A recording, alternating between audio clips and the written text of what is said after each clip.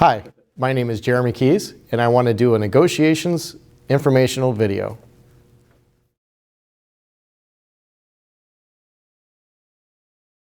Negotiations are going very well right now. I will have to say that our negotiations team and the company both right now are on the same path.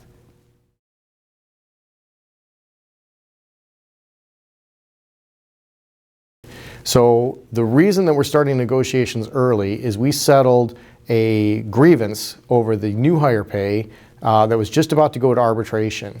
So right before going to arbitration, the company and the association settled that grievance in which we got a 12% direct contribution, which equated to over $6.5 million a year in pilot revenue money per year in your pockets. And we opened negotiations early. So we began negotiations September 1st, and I believe we're doing the third week at this time.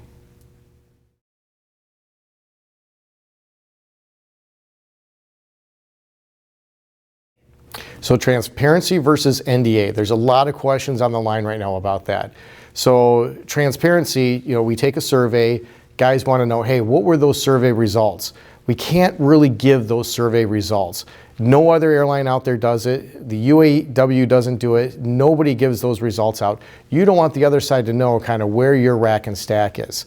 And then as far as the NDA is concerned, so a lot of people will also want to know, while we're in negotiations, hey, what's being talked about? Where are we at? How much money are we getting? We can't disclose that information either. We have a non-disclosure agreement. Their side signs it, our side signs it. And whenever we bring in subject matter experts, they have to sign it as well. And what will happen is at the end of the whole negotiation process, it'll get tentatively agreed upon, and then it'll go to the MEC for approval. Once the MEC approves it, it will then go out to the pilot group for their review and for their either approval or disapproval.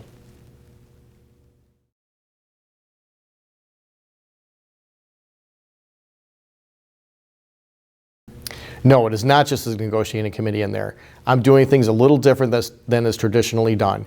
What I've asked is that our subject matter experts, which are made up of our committee chairman, are sitting in the room negotiating alongside everybody.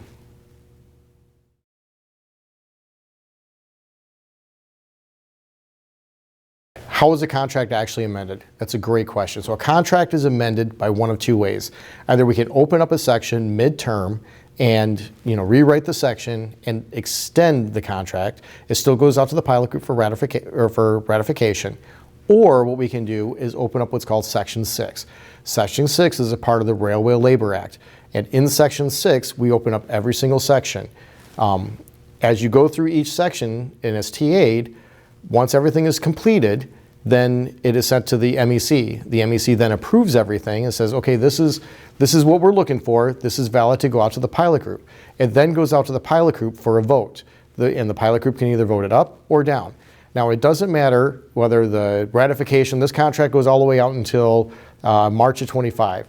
We are doing this early. So if it gets ratified and voted on, let's say next week, this is our new contract.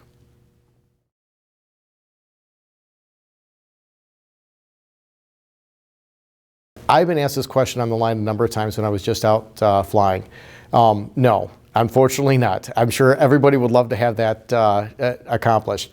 Unfortunately, our 2016 contract went over 7 years before it was amended. There's other contracts that are out there right now. ATI is looking to strike. They're still at the tables waiting to be amended. So no, unfortunately, there is not a set date in which a contract needs to be amended by.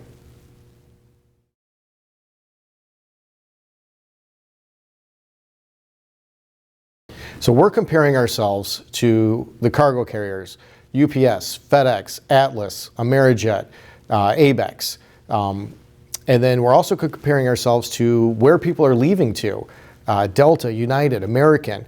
All of those get pulled in, and we take that data and make an educated negotiation process out of it.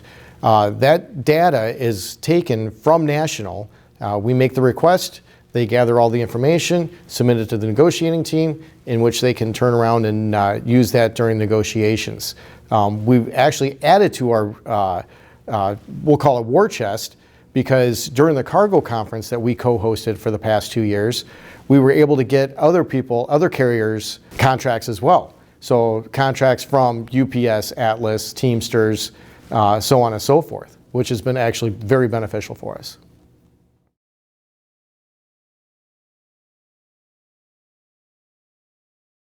So our end goal right now is, throughout the years, the bar has been continually raised over and over again, whether it's regionals, majors, other cargo carriers, and our bar kind of stayed status quo. And even during this time where we were out there flying during COVID, busting our tail, it's now time for our pilot group to have the contract that they deserve.